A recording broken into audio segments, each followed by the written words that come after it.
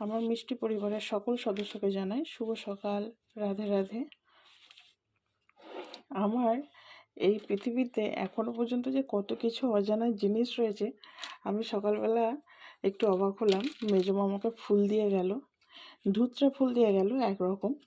তো সেই ধুতরা ফুলটা দেখে আমি একটু অবাক হলাম। প্রথমে ভাবলাম যে দুটো ফুলকে একসাথে জয়েন্ট করে দিয়েছে, বা হয়তো জয়েন্ট হয়ে গেছে। কিন্তু পরে যখন দেখলাম, আমি সত্যি অবাক হলাম। আমার দেখা প্রথম এই ধুতরা ফুলটি, মানে এর আগে আমি কখনো দেখিনি। আমি একবার আপনাদেরকে দেখাই, দাঁড়ান। এই যে প্রথমে ভাবলাম কি যে দুটো বোধহয় একসাথে, মানে ফুলটা একসাথে জয়েন্ট হয়ে গেছে। তারপরে দেখছি যে না, এটা এরকমই। সত্যি মানে অবাক হয়ে যায় যে এখনও কত কিছু চেনা বাকি আছে, কত কিছু